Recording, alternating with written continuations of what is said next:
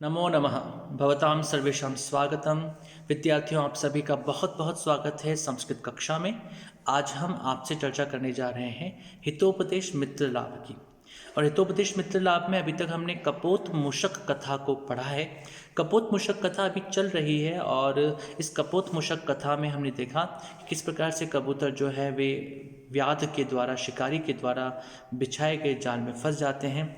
लेकिन जो कबूतरों के राजा हैं, उन कबूतरों के राजा की सूझबूझ के कारण से वे सभी कबूतर एक साथ उस जाल को लेकर के उड़ जाते हैं और व्याध देखता रह जाता है। और कुछ दूर जाकर के जो कबूतर के राजा हैं वे अपने मित्र मूषक राज के पास में पहुंचते हैं, यानी कि उन सब कबूतरों को लेकर के जाते हैं। मूषक राज इस स्थिति को देख करके, अचानक से आए हुए अपने मित्र को देख करके और इन सब घटनाक्रम को सोच करके उसके मन में अचानक से एक प्रकार से आशंका भी उत्पन्न होती है, उसके मन में चिंता भी उत्पन्न होती है। लेकिन चित्रग्रीव जो हैं वे लगातार अपने कबूतरों के, अपने साथियों की रक्षा की बात करते हैं और धीमे धीमे जो वह मूषक राज है वह अपने दांतों के द्वारा उन कबूतरों के जाल को काट देता है और कबूतरों के जाल को काटने के पश्चात वे सबको स्वतंत्र कर देता है। अब जो मूषक राज है वे मूषक राज यहाँ पर चित्रग्रीव को और अन्य कबूतरों को कुछ बातें कहते हैं जो कि बहुत सुंदर उपदेश हैं। और वे उपदेश ऐसे हैं जो कि कभी कभी हम जब समस्याओं से घिर जाते हैं और समस्याओं से हम जब निकल जाते हैं तो वह समस्याएं, जिन समस्याओं में हम घिरे थे, वे समस्याएं कई बार हमें याद आती हैं। उन समस्याओं के कारण से हम कई बार चिंतित होते हैं और कई बार हम आगे आने वाले कार्यों के प्रति संदेह करने लग जाते हैं। उन सब संदेहों को दूर करने के लिए मूषक राज के कहे हुए ये श्लोक जो है वो बहुत महत्वपूर्ण है। 50वां श्लोक ये है और 50वें श्लोक में यहाँ पर ये कहते हैं, योधिकात्योजनशतात् पश्यतीहामिषं खगः स एव प्राप्तकालस्तु पाशबंधम न पश्यति। वे कहते हैं कि यह अधिकात योजन शतात् पश्यति इह आमिषम खगः स एव प्राप्तकालस्तु पाशबंधम न पश्यति। यह खगः, इसका अन्वय करते हैं, यह खगः योजन शतात् अधिकात् इह आमिषम पश्यति स एव प्राप्तकालः तु पाशबंधम न पश्यति। यह जो खगः पक्षी योजन शतात्, सैकड़ों 100 योजन की दूरी से, बहुत दूरी से, पश्यति देखता है, आमिषम मांस को, अर्थात जो पक्षी, जो चील या जो बाज बहुत दूर से, गिद्ध बहुत दूर से भी अपने भोजन को, उस मांस के टुकड़े को देख लेता है, इतनी उसकी नज़रें तेज होती हैं, इतना एक प्रकार से दूरदृष्टा वह होता है। लेकिन स एव, वह गिद्ध भी, प्राप्त कालः, जब उसका विनाश काल आता है, जब विपरीत अवस्था आती है, तो पाशबंधम न पश्यति, तो वह भी जाल के बंधन को नहीं देख पाता, वह भी पाश के बंधन को नहीं देख पाता है। यहाँ पर कहते हैं कि जो गीत पक्षी 100 योजन से भी अधिक दूर से मांस को देखता है, वही काल आने पर, मृत्यु निकट आने पर, विपत्तियां आने पर जाल के बंधन को नहीं देख पाता। इसीलिए कहा जाता है विनाश काले विपरीत बुद्धि। जब विनाश काल उपस्थित होने वाला होता है तो विपरीत बुद्धि हो ही जाती है। हमारी बुद्धि जो होती है वह विपत्ति काल में सही निर्णय कई बार नहीं ले पाती। लेकिन इसका मतलब ये नहीं है कि हम आने वाले जीवन में भी निर्णय करना बंद कर दें। विपत्तियाँ आती रहेंगी, विपत्तियों से हम सीखते रहेंगे और विपत्तियों से आगे बढ़ कर के हम अपने जीवन में अनेक लक्ष्यों को प्राप्त करने के लिए अग्रसर भी होते रहेंगे।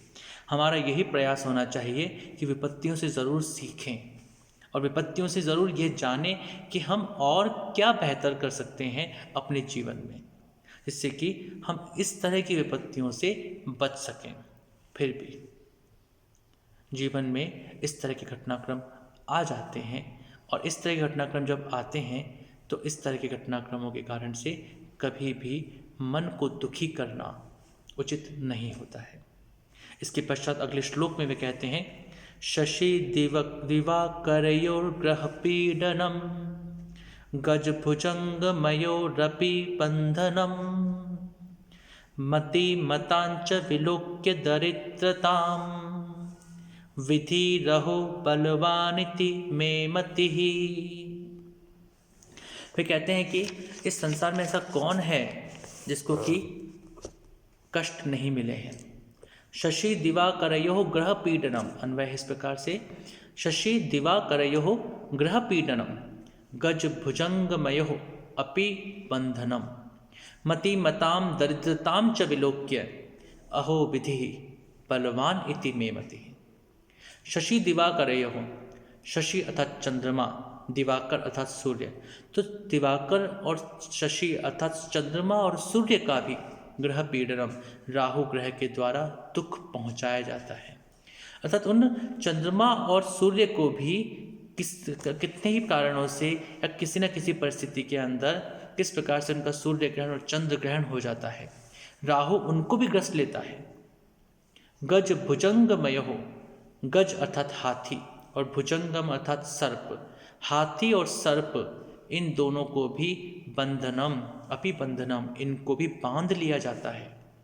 मतिमताम दरिद्रताम च लोक्य, मतिमताम अर्थात अत्यधिक बुद्धिमान जो लोग होते हैं, जो अत्यधिक बुद्धि से संपन्न होते हैं, शास्त्रीय ज्ञान से युक्त होते हैं, ऐसे शास्त्रीय ज्ञान से युक्त अत्यधिक बुद्धिमान लोगों की भी दरिद्रता को जब देखा जाता है तो उनकी दरिद्रता को देख करके अहो विधि ही बलवान इति मे मति, विधि ही बलवान है, भाग्य ही बलवान है।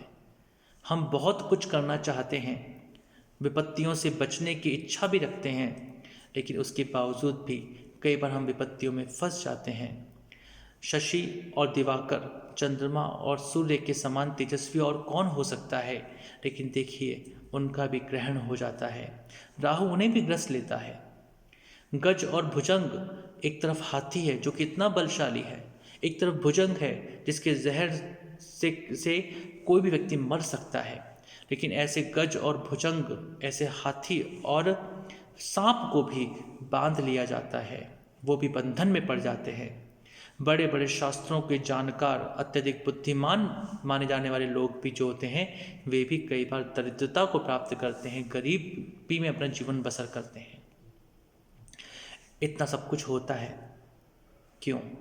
इसलिए नहीं कि वे कमज़ोर थे, वे सब बलवान हैं, वे सब शक्ति संपन्न हैं, उन सब में विचार क्षमता बहुत उच्च कोटि की है, लेकिन उसके बावजूद भी वे अपने बंधनों से, उन जालों में फंस जाते हैं, वे उन विपत्तियों में पड़ जाते हैं, उन विपत्तियों से निकलने में उनको समय लगाना ही पड़ता है। तो इस कारण से मेरा तो इतना सा कहना है कि विधि ही बलवान है, भाग्य ही बलवान है।